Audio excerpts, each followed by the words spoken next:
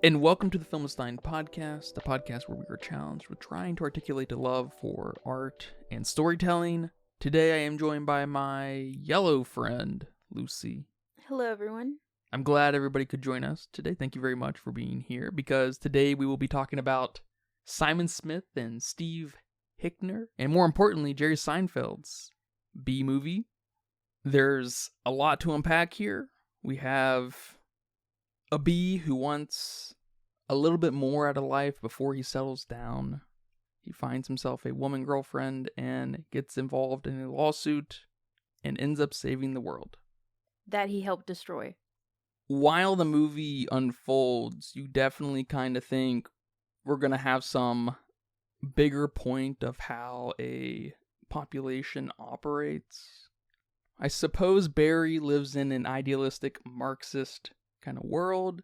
I will admit I like the suggestion of when a population has more resources, more product than it needs, that population becomes lazy to some degree. Unemployment starts to become a problem.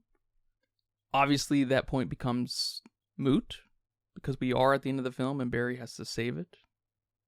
The movie kind of kicks off with Barry graduating and being forced into labor the same job for the rest of his life. Ideally, for the bees at least. That's what they want. By the end of the movie, he finds a non-traditional bee job working with Vanessa. He's a lawyer, right? He's at least a liaison for legal things pertaining to animals. I mean, it's really kind of a fever dream movie. I get how we get from point A to B to C to E, but when I'm looking back from A to E, I'm just like, how does this kind of add up? What is the point? I feel like the plot really gets lost in itself. The obvious story is having these kind of parallels of proper socialism and greedy capitalism kind of competing, and providing us a bee who wants a little bit more out of life isn't a terrible launching point. So in a way, in a not very good way, I'm not really sure how I feel about B movie, but I'm very curious. How do you feel about B movie? This is definitely a guilty pleasure type of movie for me. I've always thought this movie was pretty funny. The puns and the wordplay, the absurdity in an already absurd world. And by that, I mean the B world. And just that self-awareness that the movie has makes it okay for me. The movie doesn't take itself seriously, and I appreciate that commitment to at least the ridiculous idea. The infatuation that Barry has for Vanessa is the weirdest part of the movie, and I really don't blame anyone for finding that creepy or off-putting, but I think it's so ridiculous that it works. The movie just kisses this idea of romance. It builds this ridiculous tension that it becomes the joke. I strongly believe that people who like this movie have a good sense of irony. We have other relationships in other films where we don't question them as often as we question this movie. And relationship is used very lightly here, right? Because we have Shrek and Fiona fall in love. Or even something like in Zootopia where the rabbit, Officer Hops, falls in love with the fox, Nick. And I don't know how often those movies are as criticized as the lust we try to amplify here in this movie. It's funny. I wish that the relationship would have had a deeper meaning, maybe something symbolic, even some low-hanging fruit as a symbolism for interracial couples or couples with really distinct differences. And I agree with you. I think this movie has a lot to say and doesn't say it effectively. We cover big themes like corporate greed and exploitation and environmentalism and legalities. This idea of balance in nature. And even like you said, he has a graduation and is forced into labor. And typically movies like that, we start to dive into individuality and feeling trapped and anxious about the workforce. I don't feel the sense of responsibility that this movie wants me to feel. I don't question anything. I don't question the bad aspects of capitalism. I don't question Barry's struggles as an individual in a world after school, or life after school, I guess. There's definitely a half measure there. And although the movie is tonally deaf, I appreciate the bold storytelling and the strangeness to this film. It's not strange in an eerie way that The Lorax is, but it's strange in a fascinating way.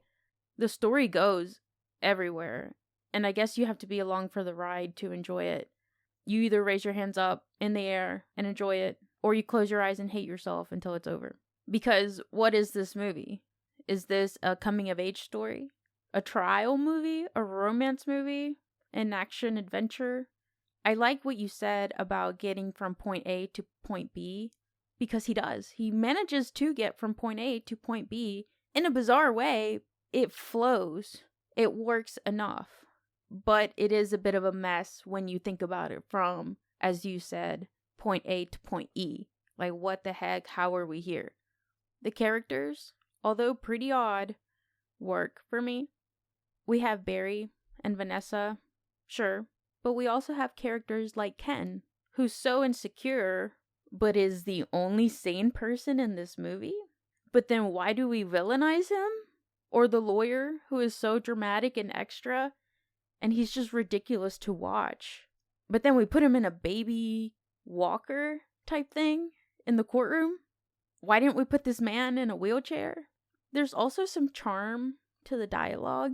It's not very poetic. It's not very literary, but it's lighthearted. It's very socially aware, and I love that irony.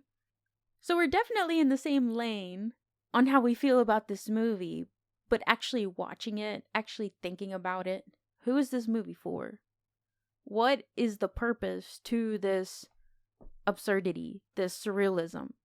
And for all its flaws, why is it still unforgettable? Is there some cleverness in disguise that I'm completely missing?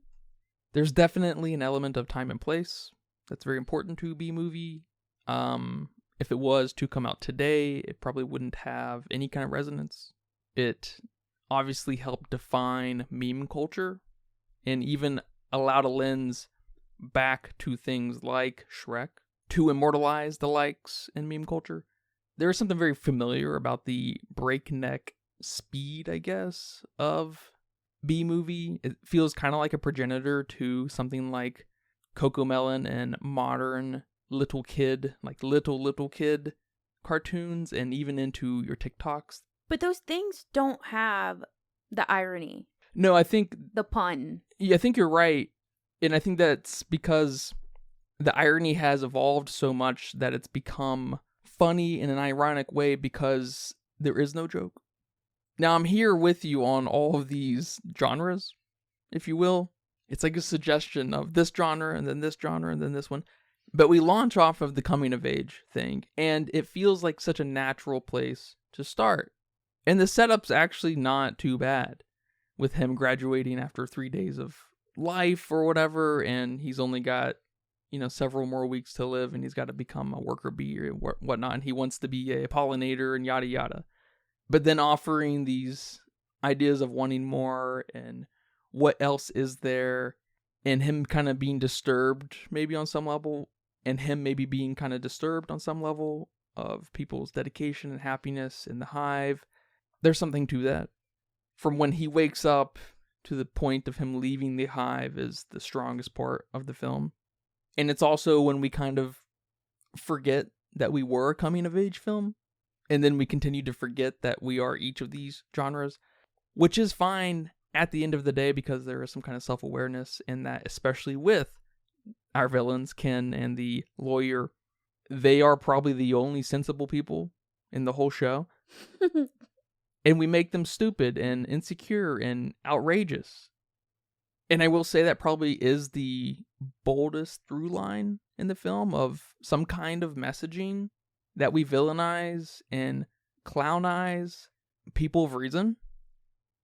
And maybe this is Jerry and Simon and Steve's way of showing us just how crazy we are and how it's not that absurd that we're going to suggest giving rights to something like bees or trees or cows or mosquitoes. Yeah, it's like he's that one guy that's talking sense at any gathering, event, whatever, but no one listens to him. He's the crazy guy that's against the mold, and we're just laughing at him. Which I think kind of helps justify the nature and structure of the film and where we go from the hive to with Vanessa to the discovery of the honey to the honey farm, of course, to the legal battle. It almost feels like this is the filmmaker's way to tell us our idealistic, socialistic kind of dreams or our capitalistic ventures are both wrong and both just as crazy. He's too crazy, so there's got to be something there. His main purpose can't be simply as the catalyst to Vanessa liking Barry or making us to believe that Barry is a hero of some sort. Yeah, it's kind of weird when we're put in the dynamic of Ken, Vanessa, and Barry basically displacing Ken on some level as Vanessa's at least preferred company. Male companion? I will add the only really weird sexy scene between them that probably should have just been cut was when they were walking into the grocery store. That's probably the one scene that escalates the sexual tension, at least from Barry's side, to stranger heights than I think we needed. Is that when he says lust and then like looks over his shoulder and then like looks at her? Yes. Because I think I get the effort to have a Vanessa who is this representation of that thoughtless person who is going to go along with anything that has any kind of argument. And Barry comes along with it. And Vanessa's there to support Barry. Because obviously that is the basis of anyone developing any kind of ideas, whether that's political, socially, scientifically. There's something at home in that with this suggestion of a coming-of-age story, because obviously the central crux of any coming-of-age story is one figuring something out about themselves.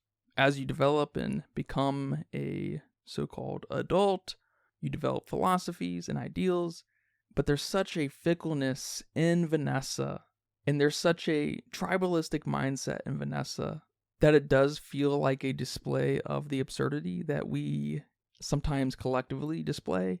Did she not think for 5 seconds that she's taking sides with a bee? She's suggesting that bees should have rights. And Barry's obviously that ringleader, suggesting absurd things to a malleable person like Vanessa. And I think their relationship kind of harkens back to the original train of thought of Barry wanting something different.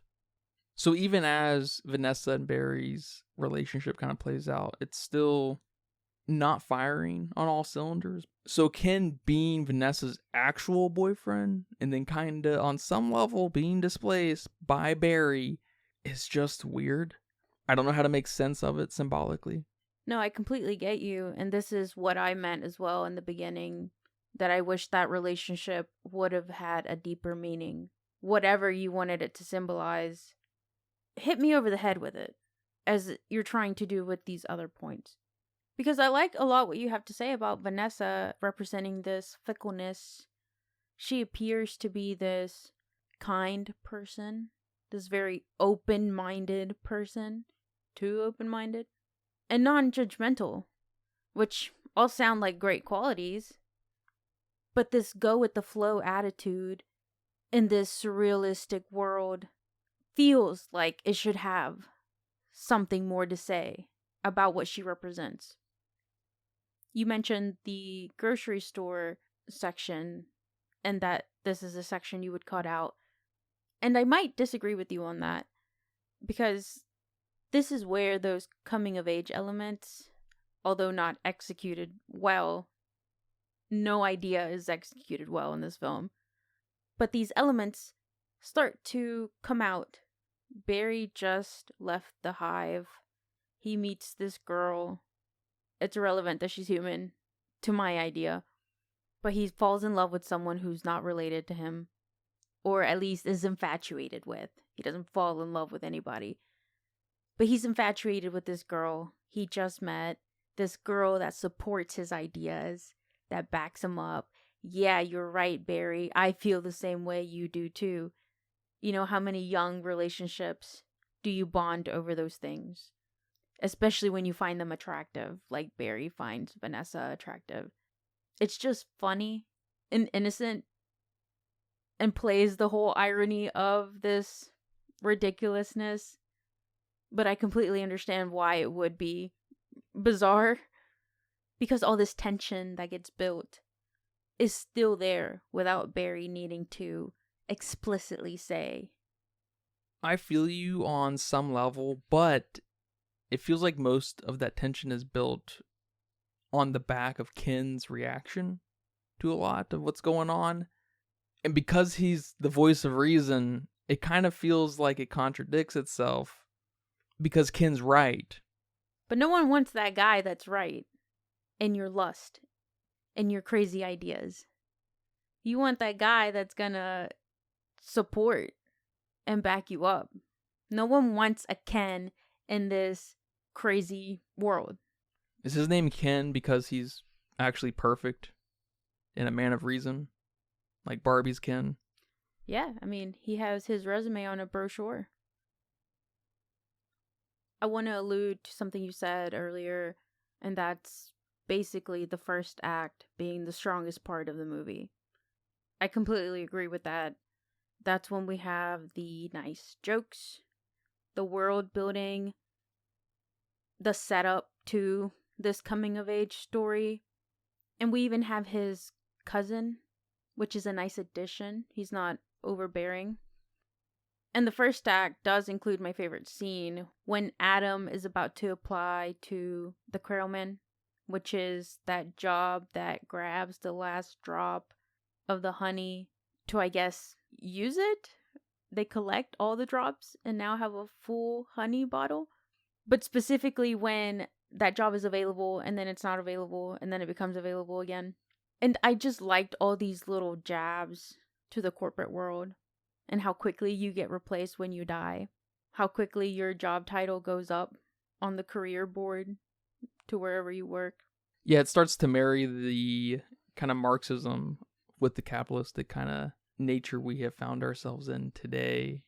And I also like how this job exists. This silly idea of needing to grab that last drop of honey. Because how many meaningless jobs are there out there that represent this? And there's just something so clever in this entire setup that I absolutely like. So maybe that's why Act 2 and Act 3 fall short on some of the concrete ideas we had to begin with. Because I don't know what's more ridiculous, the trio with Barry, Vanessa, and Ken, or the trial. Yeah, maybe it would have helped if we spent more time with the third act. We just cut the second act entirely, skip right to Barry discovering the exploitation of the bees with all the honey in the stores. Because don't forget, in the last act, we still have that weird sequence where Barry and Vanessa try to land a plane. And like I said, I'm along for the ride, but just some of these parts didn't hit it for me. You know, I kind of get the plane section, actually, because there's, of course, this suggestion of our relationship with nature, with the bees. And we have to have a scene where the bees help the humans. Ended up being the plane scene. But I guess I kind of almost wish the last act entirely was Barry and I guess the bees and Vanessa and whoever else was trying to figure out how to deal with the dying plants. Because we kind of just glaze over that pretty quick. And at the same time, we give the bees, all of the bees, honey. I don't know why Barry's hive got any honey. It's not a domesticated hive. It's in like Central Park as a wild hive. I don't know why they gave it any honey, right? That's kind of weird. They should have gave all the honey to the guys who made the honey, right? All the bees who made the honey. No, that's a funny point. Did Barry get that in his winnings of his legal proceedings? Our hive will also get some of this compensated. I don't know. But I do really like the idea of Barry coming out into this world and finding out that what he has to go back home to and work his entire life for is just being exploited. My biggest issues might be with that third act. Not to mention some of the hypocrisy with not giving the humans honey, but the humans save Adam's life after stinging the lawyer dude. This movie would have benefited from picking a couple of themes and sticking with them. Or picking a main one, like the coming of age story that is obviously really good, and building the other ideas around it. Which it tries to do that. At least we do have a moment of Barry waking up to go get his big boy job, to the end of Barry getting his big boy job. Yeah, out of context, it kind of flies, but it's never really revealed to us. Barry never really figures it out that he wants anything. You know, he just kind of stumbles into, oh, humans are using bees to take our honey, and the whole movie shifts. Now he's got to speak for the bees. Right. There's no audience connection to any of this. All right, man. Well, thank you for watching this movie and talking about it here today. You're welcome. Thank you for watching this with me. You're welcome. Do you have a budget guess? I'm going with 35 mil. Don't know how popular this movie was as far as advertising and promotional stuff. I don't remember seeing it at the movie theaters. I had to wait for DVD release. But it's an animated movie. I don't know how DreamWorks flows, but 35 mil seems reasonable to me for an hour and 30 minutes. Well, it says here that it was $150 million. 150 million? And it went on to make $293 million. Holy crap. No way. I don't trust any of those numbers. How? Why? The animation?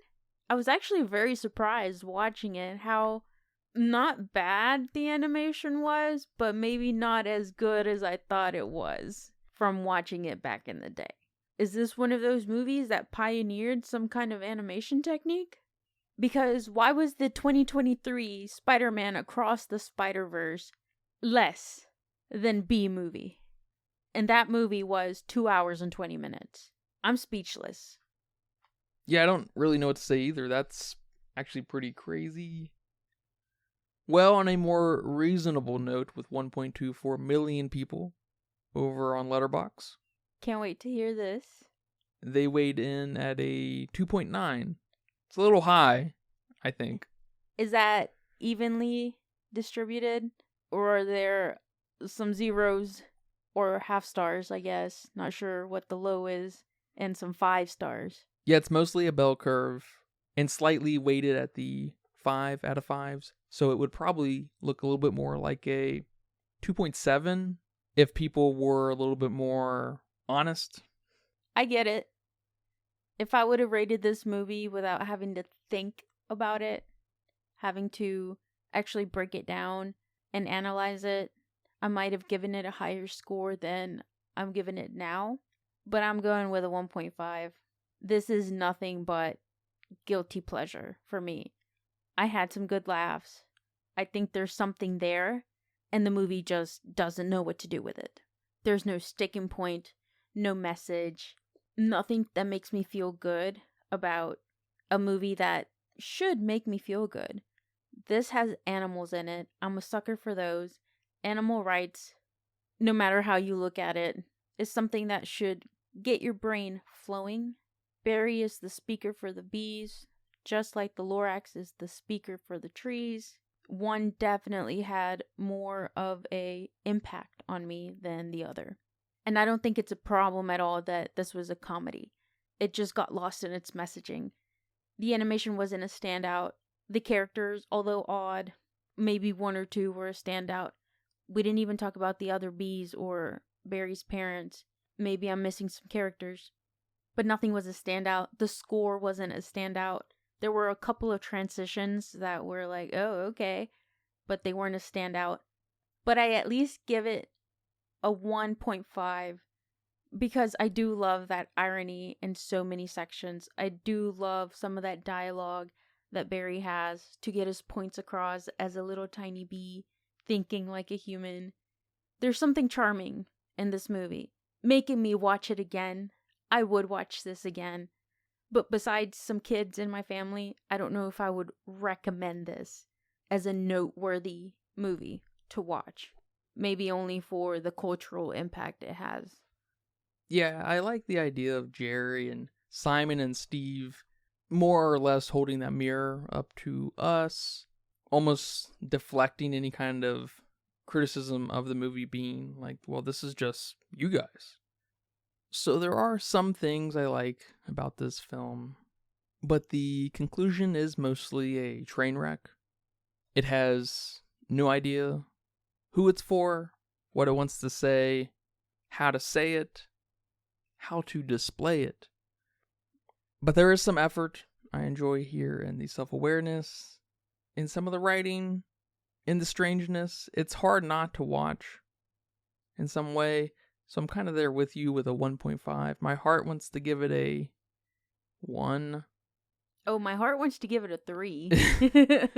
But there's a little bit more here than a 1.